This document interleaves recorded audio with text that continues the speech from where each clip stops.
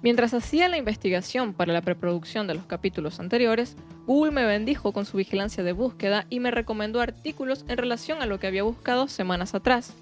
De ese modo, leí algunas cosas interesantes que pensé que no podría dejar pasar y por eso armamos este capítulo extra. Por ejemplo, ¿realmente Moctezuma dejó entrar a los españoles porque creyó que se trataba del dios Quetzalcóatl? ¿O es un mito que se repitió tanto que lo dimos por sentado? Así como este, hubo otros que discutiremos a lo largo del capítulo, pero también plantearemos algunos misterios sobre América que hasta la fecha siguen sin respuesta.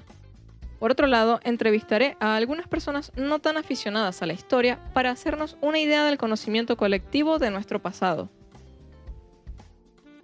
Esto es Bitácora Mundial y yo soy Katherine Calderón. Bienvenidos a un nuevo viaje por los momentos más importantes de nuestra historia que algunos han olvidado. Juntos los recordaremos de una forma que ojalá sí quede grabada, no como las clases de historia del colegio.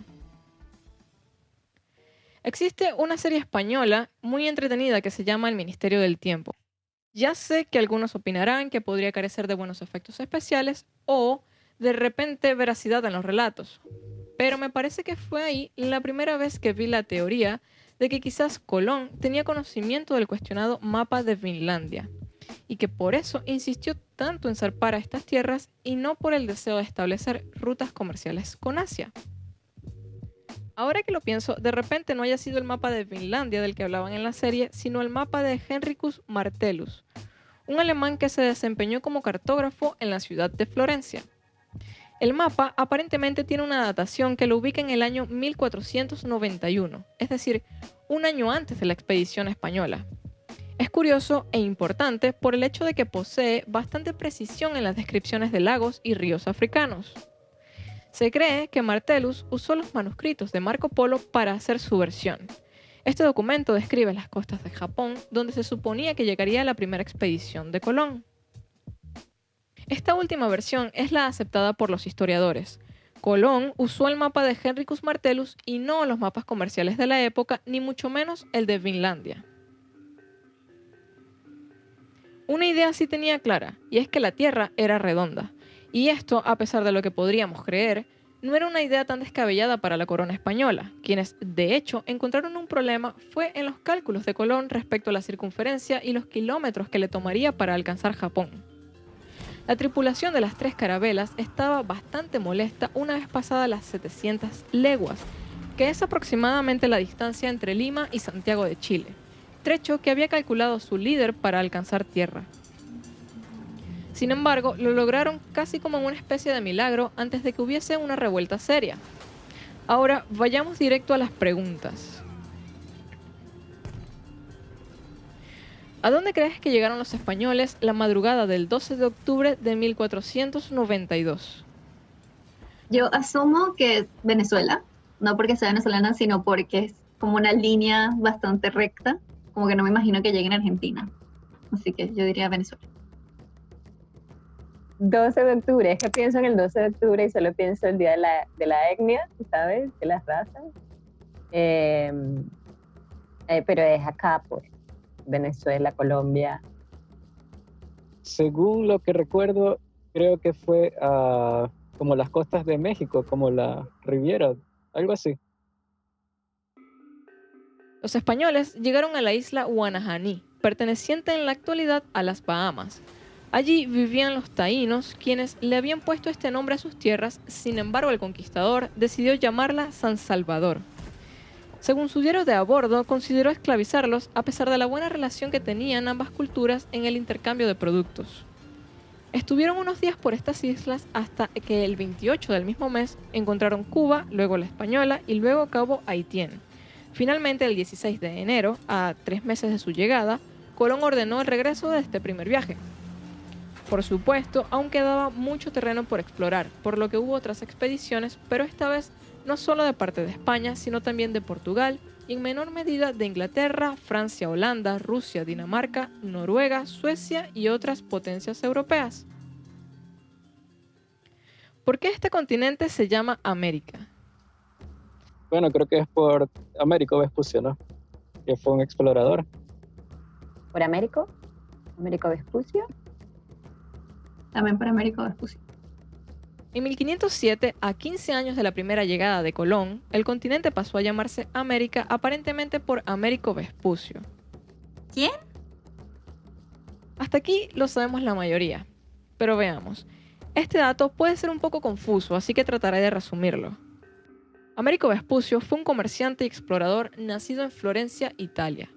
Por lo que entendí, y por favor corríjanme si me equivoco, en sus viajes por estas tierras pensó que el continente era una extensión de Asia, por lo que escribió algunas lecturas que dejaron fascinado a Martin Waldseemüller, un profesor de cartografía que se desempeñaba como dibujante.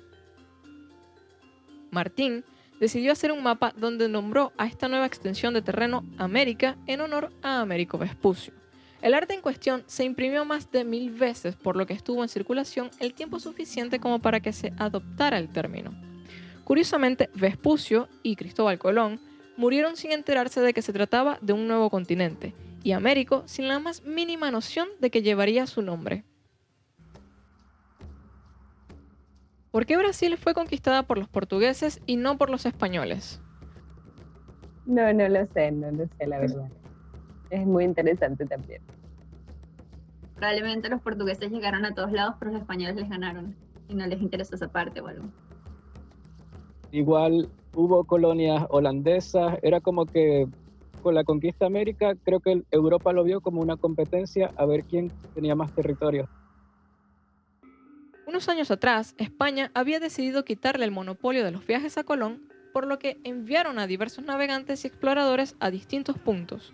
Uno de ellos fue Vicente Yáñez Pinzón.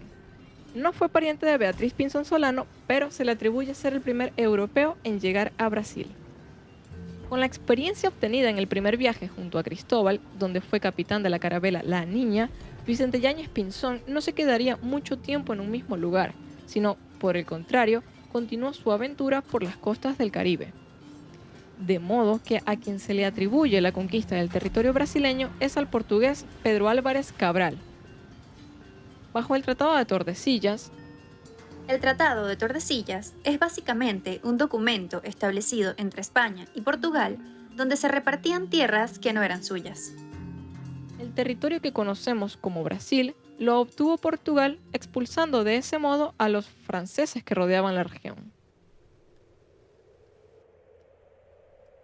Pero hablemos de los mitos que quizás no sean tan descabellados. Se cuenta que a la llegada de los conquistadores, Moctezuma les permitió la entrada porque vio en ellos un parecido con Quetzalcóatl, es decir, blancos, altos y de barba clara. Pero ¿realmente fue así? Presten más atención un momento, ya que esto es lo que ha creado tanta confusión con el famoso dios. En los documentos históricos existen dos personajes llamados Quetzalcóatl.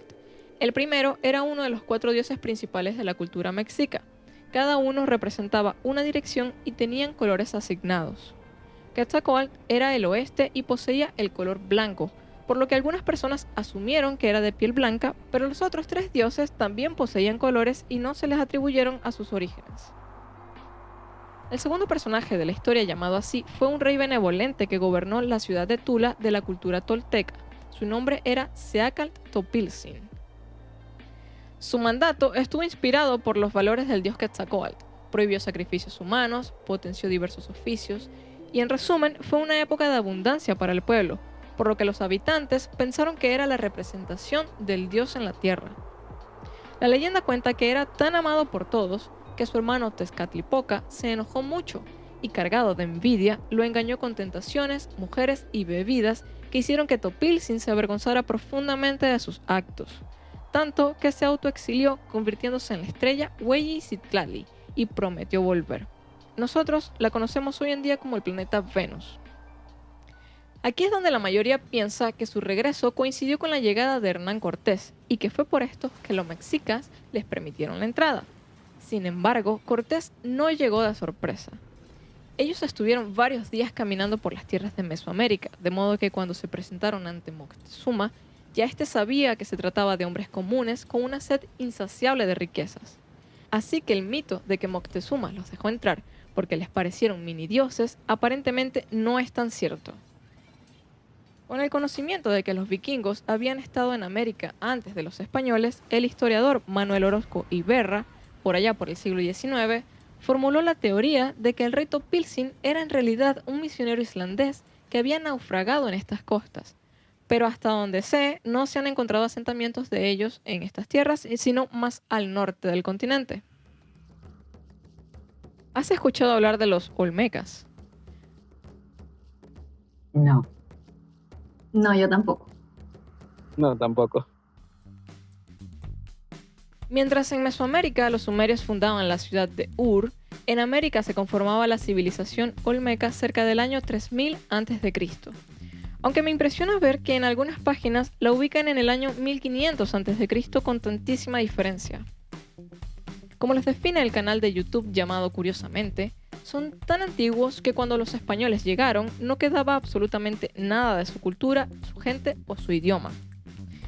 De todos modos, conocemos de ellos gracias a la arqueología. ¿Qué se te viene a la mente cuando pensamos en una civilización tan antigua? Pues los olmecas son considerados la cultura madre de los mayas y los aztecas, y por extraño que pueda parecernos, desarrollaron un sistema de calendario y de escritura precursor a los jeroglíficos. En el capítulo de los mayas aprendimos que fueron ellos los primeros en usar el concepto del cero, pero se considera que tomaron este conocimiento precisamente de sus antepasados olmecas.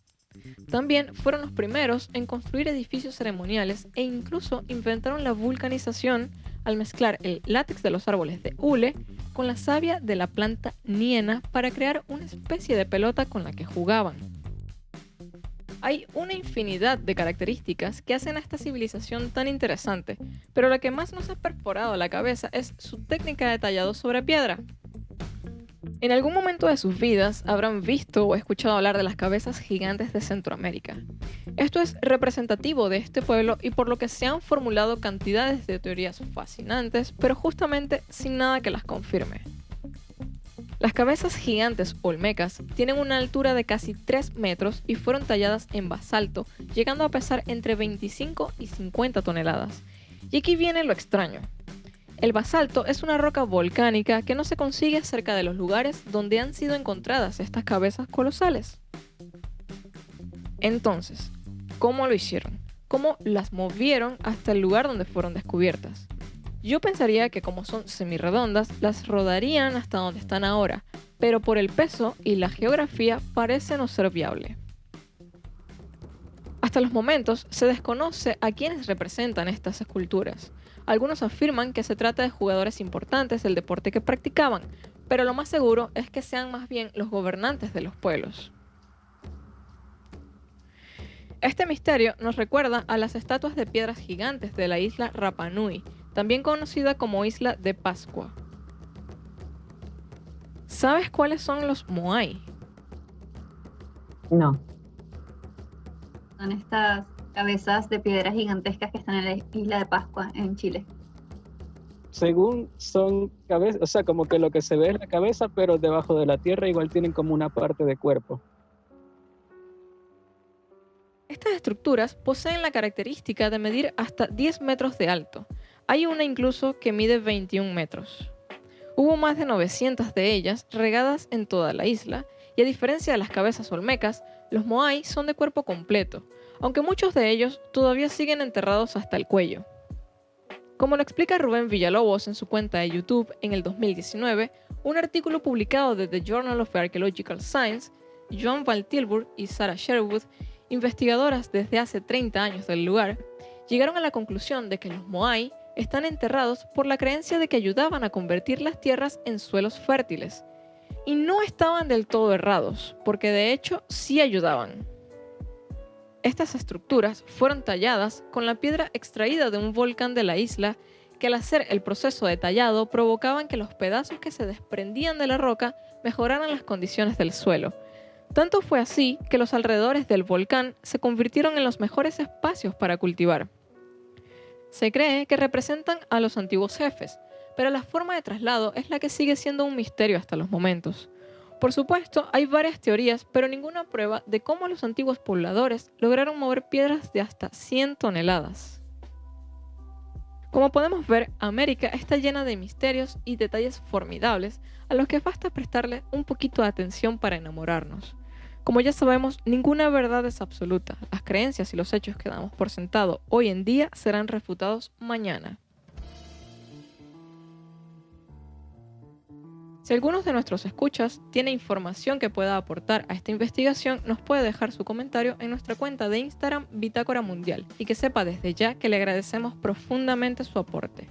Gracias por acompañarme por algunos de los mitos más famosos de nuestro continente. Yo soy Katherine Calderón y esto es Bitácora Mundial. Espero que este episodio les haya gustado y ahora sí prometo irnos a Asia para los próximos capítulos. Este podcast fue producido y editado por Mara Media.